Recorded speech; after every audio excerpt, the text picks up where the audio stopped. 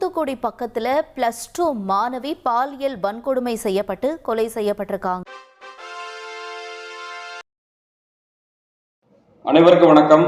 விழித்தமிழா சேனலை சஸ்திர ஆதவளிங்கள். இது தமிழ்நாடா? தமிழ்நாடு தானே. இது சட்ட ஒழுங்குல சிறப்பாக இருக்கிறது, பெண்கள் பாதுகாப்பாக இருக்கிறார்கள் என்று ஐயா ஸ்டாலின் அவர்கள் எப்போது சொல்லிக் கொடுக்கிறார்கள். பெண்களுக்கு ஒரு அநீதி என்றால், சட்ட ஒழுங்கு பிரச்சனை என்றால் இந்த இரும்பு கரம் கொண்டு இந்த அடக்க வேண்டும் என்று ஐயா ஸ்டாலின் அவர்கள் சொல்கிறார். அந்த இரும்பு கரம் சரியாக வேலை செய்கிறதா? இது போன்று சரியாக வேலை செய்திருந்தால் இது போன்ற குற்ற சம்பவம் நடந்து கொண்டிருக்குமா என்பதை ஐயா ஸ்டாலின் அவர்கள் ஆட்சியில் மக்களை புரிந்து கொள்ள வேண்டும். இவர்கள் ஆட்சி எப்படி இருக்கிறது என்று நீங்கள் புரிந்து கொள்ள வேண்டும். மக்கள் தினம் தினம் அல்லப்பட்டு கொண்டிருக்கிறார்கள். ஒரு வேலைக்கு போகிற சென்றோடு பாதுகாப்பாக வீட்டுக்கு திரும்பி வர முடியுதா? இரவு நேரம் 10 மணி ஆகிட்டு 12 மணி ஆகிட்டுனாக்கா தனியாக வர முடியுமா? வீட்டுக்கு வேலை முடிஞ்சு சுதந்திரமாக வர முடியுமா? இல்லை பள்ளிக்கு செல்கிற மாணவிகள் வேலைக்கு போயிட்டு பள்ளிக்கூடம் போயிட்டு நிம்மதியாக வர முடியுதா? சிறு பிள்ளைகள், கல்லூரி செல்கிற மாணவிகள் சிறப்பாக தைரியமாக போயிட்டு வேலை முடிஞ்சு தைரியமாக வீடு வர முடிகிறதா? வேலைக்கு செல்கிற பெண்கள் இல்லை, சிறு வயது முதல் பெரிய வயது முதல் பெண்கள் எல்லாம் சுதந்திரமாக தைரியமாக வெளியில் சென்று பணியை முடித்து விட்டு, பள்ளிக்கூடம் முடித்து விட்டோ, கல்லூரியை முடித்து விட்டோ திரும்பி தைரியம் வர முடிகிறதா? ஒவ்வொரு நாளும் பயந்து கொண்டு ஒவ்வொரு பெண்களும் வெளியே சென்று கொண்டிருக்கிறார்கள். இந்த சூழ்நிலையில் பெரியவர்களே பயந்து கொண்டிருக்கிற சூழ்நிலையில், பெரிய வயது முதிர்ந்தவர்களும் பயந்து கொண்டிருக்கிற சூழ்நிலையில சிறு பிள்ளைகளும் மிகுந்த பாதிப்புள்ளாக்கின்ற சிறு பிள்ளைகள் எல்லாம் வெளியே பள்ளிக்கூடத்துக்கோ அனுப்பிவிட்டு பெற்றோர்கள்லாம் வீட்டில் ஒவ்வொரு நாளும் கதறி வைத்து கொண்டிருக்கிறார்கள். வெளியே சென்றார்கள், பாதுகாப்பாக சென்றார்களா, வீட்டுக்கு திருப்பி வருவார்களா அப்படிங்கிற சூழ்நிலை. ஏனென்று சொன்னால் மிக குற்ற சமூக பண்பினாக வளர்ந்து கொண்டிருக்கிறது. இதற்கு காரணமே இது போன்ற குற்றப்பணியில் உள்ள ஒன்று நபர்கள் வருகிறார் என்று சொன்னால், தைரியமாக வருகிறார் என்று சொன்னால், இதுக்கெல்லாம் துணிகரம் வருது என்று சொன்னால் முற்றிலுமாக முழுக்க முக்கிய காரணமாக இருக்கிறது மது போதை தான் காரணமாக இருக்கிறது. மது போதை தாராளமாக கிடைக்கின்றது, எங்கே போனாலும் கிடைக்கிறது. தமிழகத்தில் எங்கே பார்த்தாலும் குற்றப்பணி நடக்குதுன்னு சொன்னால் அவன் கஞ்சா அடிச்சிருந்தான், போதை அடிச்சிருந்தான், இப்படி ஒன்று செயல்கள் தான் நான் பார்க்க முடிகிறது. இந்த போதை சமூகத்தை ஒழிக்காதவரை நல்ல ஒரு சமூகம் உருவாக்க முடியாது. பெண்களுக்கு பாதுகாப்பாக இருக்க முடிய வாய்ப்பில்லை. இப்படி போன்ற சூழ்நிலையில் இந்த ஒரு வார காலமாக சிறுவயது முதல் முதியவர் வரை பாலியல் உள்ளாக்கப்பட்டு கொலை செய்யப்பட்ட சம்பவம் தொடர்ந்து வந்து கொண்டிருக்கிற சூழ்நிலையில் இப்போதான் ஊத்தங்கரையில் ஒரு சம்பவம், 7 வயது சிறுமி. அந்த சிறுமி அந்த சம்பவத்தை பார்த்தீங்கன்னா போன காலையில் சொல்லியிருக்கோம். அந்த காலையில் என்ன பார்த்தீங்கன்னாக்கா இதே போன்றதான் ஒரு 22 வயசு பையன் பின்ன பாப்பா விளையாட கொண்டிருக்குது வீட்டு வாசல்ல. அந்த பாப்பாவோடய போயிட்டு உனக்கு திங்கிறது வாங்கி தரமா சொல்லிட்டு போட்டு கடைக்கு ஆச்சிட்டு போயிட்டு 20 ரூபா இருக்கு, 10 ரூபா ஜாமம் திங்கிறது வாங்கிட்டு 10 ரூபா தரம் எடுத்துக்கணும்னு சொன்னா அந்த பாப்பா ஆசைப்பட்டு போகுது. அந்த ஆசைப்பட்டு போது அந்த பாப்பா கடத்திட்டு போயிடுறான். கடத்திட்டு போயிட்டு அந்த பாலியல் உள்ளாக்கப்பட்டு அந்த பெட்ரோல் கண்டறிந்த பிறகு, சிசிடிவி கண்டறிந்த பிறகு கண்டறிந்து அவனுக்கு பொதுமக்கள் அடிச்சு எடுத்துட்டு இருக்கும்போது தான் காவல்துறை கொஞ்சம் துவைச்சிட்டு போறாங்க. நாங்கள் பார்த்துக்கிறோம் சொல்லிட்டு பொதுமக்கள் கொடுங்க என்கிட்ட ஒப்படைங்க, நாங்கள் பார்த்துன்னு சொல்றாங்க. இருந்தாலும் காவல்துறை முறைப்படி விசாரிக்க சொல்லிட்டு அந்த பையனை காவல்துறை கைசிட்டு போறாங்க. இப்படி ஒரு குற்ற சம்பவம் உருவாக்குன்னு சொன்னீங்கல்ல. ஏற்கனவே பார்த்தீங்கன்னாக்கா இந்த மாதிரி தொடர்ந்து ஒரு ஊனையும் இது நடக்கணும்னா திமுக நிர்வாகியே இந்த மாதிரி அட்டுழியம் பண்றாங்க. கிருஷ்ணகிரி மாவட்டத்தில் பார்த்தீங்கன்னா 3 சிறுமியை கேள்விப்பட்டிருப்பீங்க, 2 சிறுமியை பாலியல் கூட சம்பவத்தை கேள்விப்பட்டிருப்பீங்க. இப்போ கட்சி நல்லா இருந்தானே கட்சியோட தொண்டர்னு நல்லா இருப்பான். இப்போ கட்சி ஆளும் அரசு நல்லா இருந்தானே நல்லா மக்களாக உருவாக்க முடியும். ஆளும் அரசு சரியில்லை, அது போன்ற நிர்வாகிகளும் சரியில்லை, இப்போ நாடும் சரியில்லை. இவரோட போதை கலாச்சாரத்தை ஊக்குவிக்கிற காரணமே இது போன்ற குற்றச்சாமியை உருவாக்கி நம்மளை முட்டாளாக வைத்து கொண்டு அவர் சொல்ல இலவசத்தை இயங்கி கொண்டு திருப்பி வாக்களித்து விட்டு அதிகாரத்தை வைத்து கொண்டு சுவைக்கிறது தான் நம்மளுக்கு இலவசம் கொடுத்து கொண்டிருக்கிறார்கள். இந்த போன்ற எனக்கு நீ இலவசத்தை ஒரே ஒன்று காரணத்தை தான் திரும்ப ஆட்சியில் வென்றார்கள். இந்த தீய ஆட்சி அகற்ற வேண்டும் என்று சொன்னால் மக்கள் நீங்கள் தெளிவாக இருக்க வேண்டும். இது போன்ற உங்கள் பிள்ளைகளுக்கோ உறவினருக்கோ நடந்தால் ஏற்றுக்கொள்வீர்களா? இந்த சூழ்நிலையில் பார்த்தீங்கன்னாக்கா திருப்பி மதுராந்த வரை 14 வயது சிறுமியை மறுபடியும் கடத்திட்டு போட்டு இந்த மாதிரி பாலியல் உள்ளாக்கப்பட்டு கொடூர சம்பவம் நடந்திருக்கிறது. இந்த சம்பவம் சிறுமியை அத்திவாக்கம் ஏரி பகுதியில் தூக்கிட்டு போயிருக்காங்க. தூக்கிட்டு போயிட்டு 20 கூட்டு பாலியல் செஞ்சிருக்கிறாங்க. அந்த கொடூர நடந்த சம்பவம் நடந்து கொண்டிருக்கிறது. இப்படி ஒரு இழிவான செயல் நடந்து கொண்டிருக்கிறது. ஏற்கனவே ஒரு வாரமாக தொடர் பாலியல் தொல்லைகள் அட்டுழி நடந்து கொண்டிருக்கிற சூழ்நிலை மறுபடியும் இப்படி துயர சம்பவம் நேற்று 10ஆம் தேதி ஒரு இழிவான செயல், ஒரு பெண்களுக்கு அநீதிக்கு எதிரான செயல், குழந்தைகளுக்கே ஒரு நிம்மதியாக செல்ல முடியல. ஒரு குழந்தையை கொண்டு 14 சிறுமியை கடத்திட்டு போயிட்டு இதுவரை அநியமாக செஞ்சிருக்கானோ, பாலியல் செஞ்சிருக்கானோ. இந்த தைரியம் எங்கேருந்து வருகிறது? குற்ற சமூகத்தை நல்ல சமூகம் உருவாக்கணும்னா இது போன்ற போதை கலாச்சாரம் ஒழிக்க வேண்டும். நல்ல சமூகத்தை உருவாக்கணும்னா நல்ல ஆட்சியாளர் வளர வேண்டும்.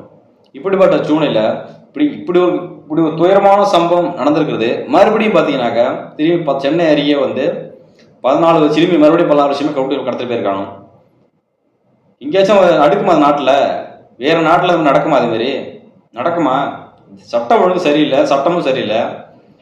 பாலை எரிஞ்சிட்டு உள்ளே போனான்னா கொஞ்சம் நல்லா ஜாமீனில் வந்துடுறான். அப்போ கொஞ்ச நாள் விடுதலை கொடுத்துட்றீங்க, அவன் பேர் தியாகி ஆயிடுறான். அவன் எப்படி தைரியம் வரும்? குற்றம் செய்கிற பின்னாடிக்கு என்ன பயம் வரும்?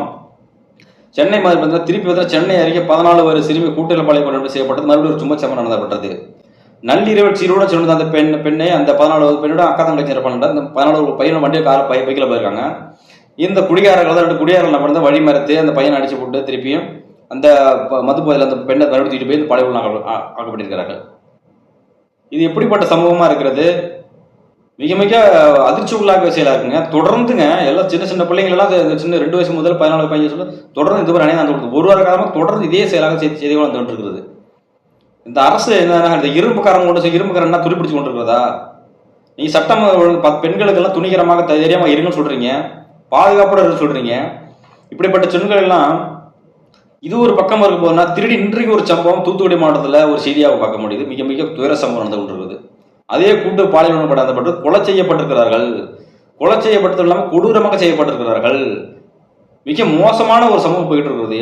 அந்த +2 படிக்கிற மாணவி கடத்தி சென்று கொண்டு பாலியல் உள்ளாக்கப்பட்டு செய்யப்பட்டாமல் துண்டு துண்டாக வெட்டி அங்கே வீசி வைத்திருக்கிறார்கள்.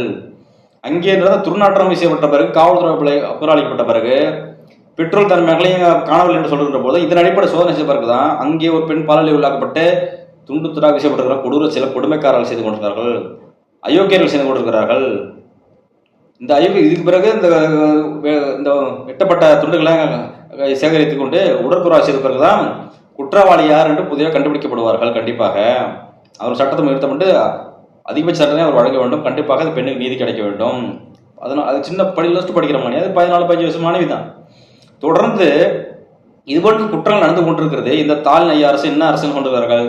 பெண்கள் எல்லாம் பாதுகாப்பாக இருக்கலாம்னு சொல்றீங்க, மாத்திட்டு கொடுக்குறீங்க. நேற்று பார்த்தீங்கன்னாக்கா கோவை கூட்டு பாலியல் உடனம் கோவை விமானம் இருக்கிற சம்பவத்தில் தீர்ப்பு கிடைச்சது. 8ஆம் தீர்ப்பு கிடைச்சது மாநில அன்னைக்கு. ஐயா ஸ்டாலின் அவர்கள் பெண்களுக்கு நீதி நான் கொடுத்து கொடுக்குறோம், பெண்களை பாதுகாப்பு இந்த தேர்தல் காலத்தில் அது பெருமே பீத்து கொண்ட சூழ்நிலை மறுபடியும் இந்த கொடூர சம்பவம் நடந்துள்ளது.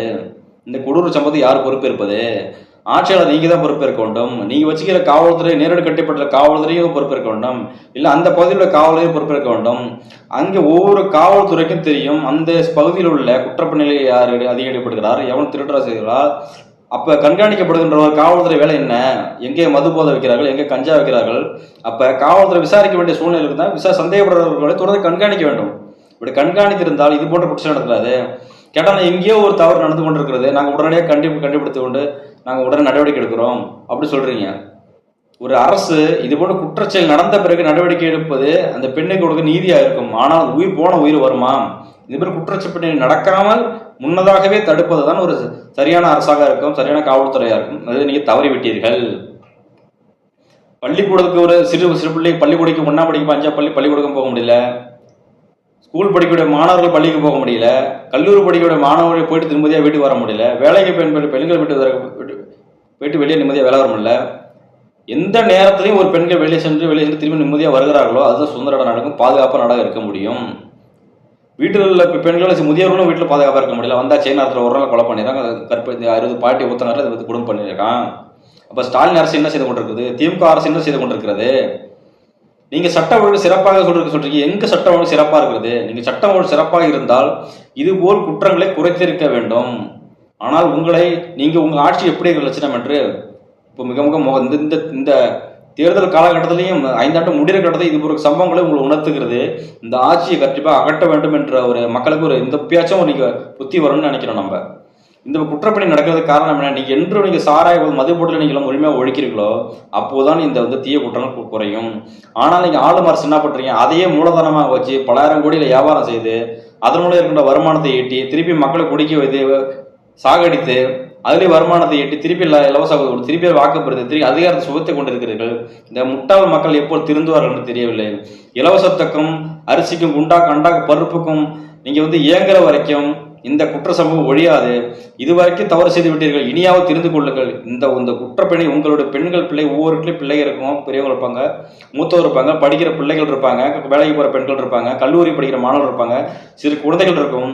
உங்கள் வீட்டில் ஒவ்வொரு பிள்ளைக்கு பாதுகாப்பு இருக்கணும்னு சொல்லி சொன்னாக்க, நிம்மதியாக நீங்கள் தைரியமாக இருக்கணும்னு சொன்னாக்க, உங்கள் பிள்ளை எப்பொழுதும் பாதுகாப்பு இருக்கும், நல்ல முறையில் வெளியே சென்று தைரியமாக வரும், எந்த அச்சுறுத்தல் இல்லாமல் வரும், தைரியமாக இருக்கணும். நீ முடிவு சொன்னாக்க, முதலில் நீங்கள் செய்ய வேண்டியது என்னன்னா திமுக ஆட்சியை அகற்ற வேண்டும். இந்த திராவிட கட்சிகள் அண்ணா திமுக அது மட்டும் யோக்கியமாக கட்சி நன்றாதீங்க. அந்த ஆட்சியில் கொடூரம் நடக்கின்றது, இந்த ஆட்சியில் அதிக கொடூரம் நடக்கின்றது. அங்கே 80 கொலைனாங்க 100 கொலை, அங்கே 80 தப்புன்னா 100 தப்பு. இதே தான், ஒரு வித்தியாசம் இல்லை. இப்போ 2 ஆட்சிகளுமே செய்கிற குற்றங்கள் மாறி மாறி வச்சுக்கும் போது வந்து நடவடிக்கைன்னு சொல்வார்கள். அந்த ஆட்சி தவறு செய்யும்போது நாங்கள் நடவடிக்கை என்பார்கள், இந்த ஆட்சியில் நடக்கும்போது நாங்கள் நடவடிப்பார்கள், 2 பேரும் நடவடிக்கை எடுக்க மாட்டார்கள். குற்றங்களை சொல்லி அதிகாரத்தை பெறுவதற்கு மட்டும் பேசுவார்கள், இந்த நடவடிக்கை எடுக்க மாட்டார்கள். நீங்கள் பாதுகாப்பு இருக்கணும் என்று சொன்னால் இது போன்ற தொடர்ந்து சிறு பிள்ளைகளுக்கு வந்து பெரியவர்களுக்கு பாதுகாப்பு இல்லாத மனமாக கொண்டிருக்கிறது. இந்த குற்றம் இல்லாத சமூக உருவகணம் பண்ணால் முதலில் அகற்ற திமுக ஆட்சி என்பதை நீங்கள் ஒவ்வொரு பெண்களும் புரிந்து கொள்ள வேண்டும். நீங்கள் இதுவரை புரியாத சில வருங்கால சமூகத்தில் உங்கள் தலைமுறைகள் பெண் பிள்ளைகளும் சிறு குழந்தைகளும் நிம்மதியாக வெளியே சென்று நிம்மதியாக வர முடியாது என்பதை நீங்கள் உணர வேண்டும். உணராவிட்டால் ஒன்றும் பண்ண முடியாது. சிந்திக்க வேண்டும். நன்றி, வணக்கம்.